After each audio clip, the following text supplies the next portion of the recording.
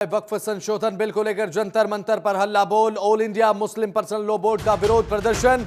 राजनीतिक पार्टियों के नेताओं को भी आमंत्रित किया गया है। आम आदमी पार्टी के नेता प्रदर्शन में शामिल हो सकते हैं और साथ ही मुसलमानों पर सीधा हमला है।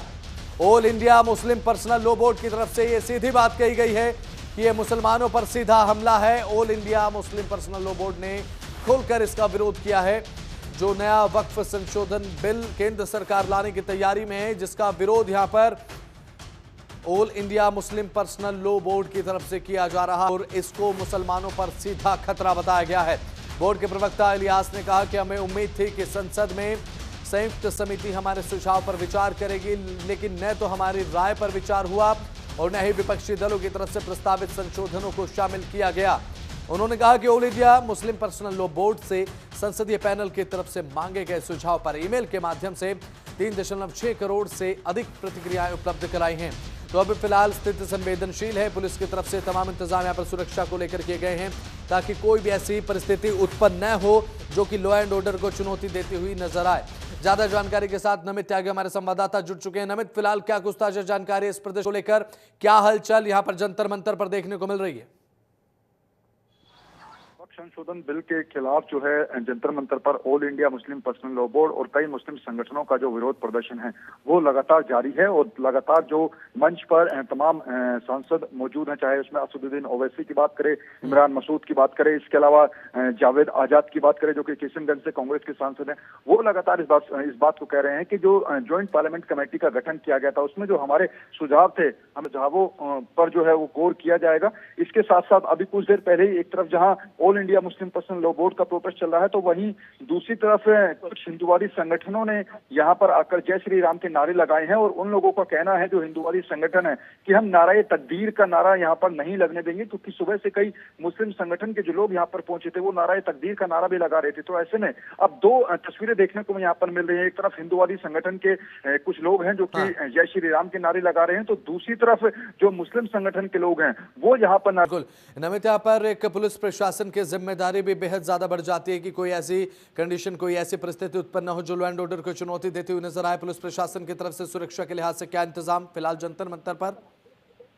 देखिए, पैरामिलिट्री फोर्सेस और जो दिल्ली पुलिस के जवान हैं उनको यहाँ पर डिप्लॉय किया गया है, यानी कि अगर यहाँ पर लॉ एंड ऑर्डर बिगड़ता है तो उसको कंट्रोल में किया जाए। लेकिन फिलहाल दिल्ली पुलिस की जो टीम है वो हिंदूवादी संगठनों को अलग हटाने की कोशिश कर रही, क्योंकि all India Muslim personal law board का ये जो प्रोटेस्ट चल रहा है, बाकायदा यहाँ पर परमिशन ली गई थी जंतर मंतर पर और उससे के बाद ये जो प्रदर्शन है वो यहाँ पर किया जा रहा है। लेकिन जो हिंदूवादी संगठन के लोग यहाँ पर पहुंचे, वो अचानक से यहाँ पर पहुंचे, जय श्री राम के नारे उन्होंने लगाए। उनका कहना है कि हम देश के अंदर शाहीन बाग नहीं बनने देंगे, नारा तकदीर का नारा हम नहीं लगने देंगे। इस तरीके से जो हिंदूवादी संगठन के लोग थे उनको दिल्ली पुलिस ने वहां से हटाया है, उनको हिरासत में लेने की कोशिश की जा रही। वो बिना परमिशन के जंतर मंतर पर पहुंचे थे। बिल्कुल नमित, यहाँ पर लगातार केंद्र सरकार की तरफ से पक्ष लिया जा रहा है वक्फ संशोधन बिल का, जो कि नया केंद्र सरकार लेकर आ रही है। अब ऐसे में पुराने कानून के हिसाब से ट्रिब्यूनल कोर्ट का फैसला अंतिम माना जाता था, लेकिन यहाँ पर अब हाई कोर्ट में भी अपील की जा सके कि इस नए बिल के अनुसार अगर बात कर ली जाए तो यहाँ पर न्यायिक प्रक्रिया को बढ़ावा दिया जा रहा है। केंद्र सरकार की तरफ से तर्क दिया जा रहा है, लेकिन विरोध में क्या तर्क यहाँ पर all India Muslim personal law board के? नमित, देखिए, निश्चित तौर पर हालांकि जो बिल में संशोधन किया गया है उसके बाद जो जेपीसी ज्वाइंट पार्लियामेंट्री कमेटी के जो दीपिका पाल, उन्होंने भी बीजेपी के नेताओं का ये कहना है कि अब इसमें जो पारदर्शिता है वो वक्फ संशोधन बिल में और ज्यादा लाई गई है। इसके साथ साथ जो मुस्लिम संगठन के लोग हैं और all India Muslim personal law board के जितने भी मेंबर हैं उनका ये कहना है कि ये जो कानून था वो 50 से 60 साल पुराना था, इसमें छेड़छाड़ करने की कोई जरूरत नहीं। तो जो सरकार ने अब संशोधन किया है, इसके बाद जो हमारे अधिकार हैं उनका हनन किया जा रहा है, हमारी मस्जिदों पर जबरन कब्जा किया जाएगा, उनको हड़पा जाएगा, इस तरीके की बातें लगातार मुस्लिम संगठन के लोग कह रहे हैं। बिल्कुल, अभी फिलहाल जंतर मंतर पर कौन कौन से बड़े नेता अभी फिलहाल नमित पहुंचे हैं और साथ ही कौन कौन से ऐसे राजनीतिक दल हैं जिनकी संभावना इस प्रदर्शन में शामिल होने को लेकर दिखाई दे रही है? देखिए, हालांकि क्योंकि आज पार्लियामेंट का सेशन भी चल रहा है, ऐसे में जितने मेंबर ऑफ पार्लियामेंट यहाँ पर आए थे मैक्सिमम वो जा चुके हैं। केवल असदुद्दीन ओवैसी जो कि एआईएमआईएम के चीफ हैं वो अभी मौजूद हैं और क्लोजिंग जो स्पीच रहेगी वो असदुद्दीन ओवैसी की ही रहेगी। इससे पहले इमरान मसूद की बात करें, जावेद आजाद की बात करें जो कि किशनगंज से कांग्रेस के सांसद हैं, वो यहाँ पर पहुंचे थे। एनसीपी की तरफ से भी जो सांसद हैं वो यहाँ पर पहुंचे थे, उन्होंने भी अपनी बात रखी थी। शोएब जमी जो दिल्ली के चीफ हैं वो यहाँ पर मंच पर मौजूद थे। इसके अलावा अभी पूरा दिन ये प्रदर्शन जो है वो चलेगा। पड़ेगा और ऐसे में कई मेंबर ऑफ पार्लियामेंट के आने की उम्मीद मंच पर और ज्यादा है। आम आदमी पार्टी से भी जो सांसद है राज्यसभा के, वो यहाँ पर पहुंच सकते हैं, लेकिन फिलहाल 3 से 4 नाम, जैसा हमने पहले बताया, जावेद आजाद की बात करें या फिर इमरान मसूद, असदुद्दीन ओवैसी, इसके अलावा एनसीपी से भी एक सांसद थे सलमान कुर्सी जो कि कांग्रेस की तरफ से आए थे। तो ऐसे में 4 से 5 मेंबर ऑफ पार्लियामेंट मंच पर पहुंच चुके हैं और अब धीरे धीरे, क्योंकि जैसा हमने पहले बताया कि पार्लियामेंट के अंदर भी आज वक्त संशोधन बिल को सरकार पेश कर सकती है लोकसभा में, क्योंकि पिछली बार जब ये बिल पेश किया गया था तो विपक्षी सांसदों के हंगामे के बाद ज्वाइंट पार्लियामेंट्री कमेटी का गठन किया गया था और कमेटी के अंदर इस बिल को भेज दिया गया। आज फिर से सरकार इस बिल को पेश करेगी, जिस दौरान तमाम विपक्षी सांसदों का रहना भी वहां पर जरूरी है, क्योंकि इसीलिए यहाँ पर जो जितने मेंबर ऑफ पार्लियामेंट आए थे अपनी अपनी स्पीच देकर फिलहाल जा चुके हैं। बिल्कुल, लगातार नमित यहाँ पर विपक्ष की तरफ से भी ये बात कही जा रही है, all India Muslim personal law board की तरफ से भी ये बात कही जा रही है कि हमने जो राय दी थी उसको नकारा गया और साथ ही साथ विपक्ष की तरफ से जो सुझाव संशोधन को लेकर दिए गए थे, केंद्र सरकार ने एक सिरे से सभी बातों को नकार दिया है। इसलिए भी विरोध करने की जो नौबत है वो आन पड़ी है।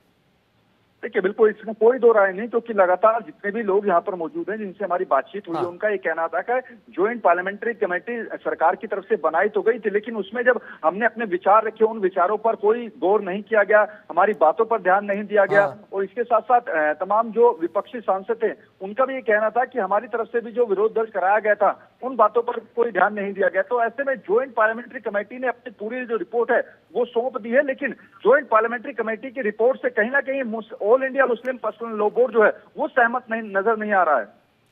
ठीक है, चलिए ठीक है नमित, बहुत बहुत शुक्रिया आपका, जुड़े आप, महत्वपूर्ण जानकारी साझा आपने की। तो जंतर मंतर पर विरोध प्रदर्शन लगातार जारी। 110 करोड़ हिंदू को हम इनका विरोध करेंगे, ये दबाएंगे हमें, हमारा देश है ये, सनातनी हिंदुओं का देश है, कौन दबाएगा हमें? जान दे देंगे, लेकिन जैसे इन्होंने कहा था हम मर जाएंगे कट जाएंगे, तो आज हम मरने कट रहा है, हम देखेंगे कौन मारेगा हमें इस देश के अंदर। हमारे हाँ पढ़ेंगे, हनुमान चालीसा पढ़ेंगे। देखिए हम बहुत हिम्मत करके यहाँ आए, ये लाखों है, अकेला खड़ा हूँ, मेरठ से आगे खड़ा हूँ, मर जाऊंगा लेकिन इस कानून को रद्द करा के मानूंगा, मांग करूंगा। खिलाफ हिंदुओं के नहीं है, लेकिन साजिश हिंदुओं के खिलाफ है, ये संपत्ति कब्जाने की साजिश हिंदुओं के खिलाफ है। आप देखिए किस तरीके से जनसंख्या बढ़ा रहे हैं, जिस तरीके से देखिए देश के अंदर अपनी जमीन अपनी जायदाद बढ़ा रहे हैं, क्या ड्रामा लगा रखा विपक्ष ने, क्या ड्रामा है? जब किसी चीज को आप संविधान से चलेगा ना देश, तो संविधान से चलाइए ना, मानिए सरकार की बात, अगर सरकार कह रही है इस चीज के लिए तो मानिए ना उसकी बात।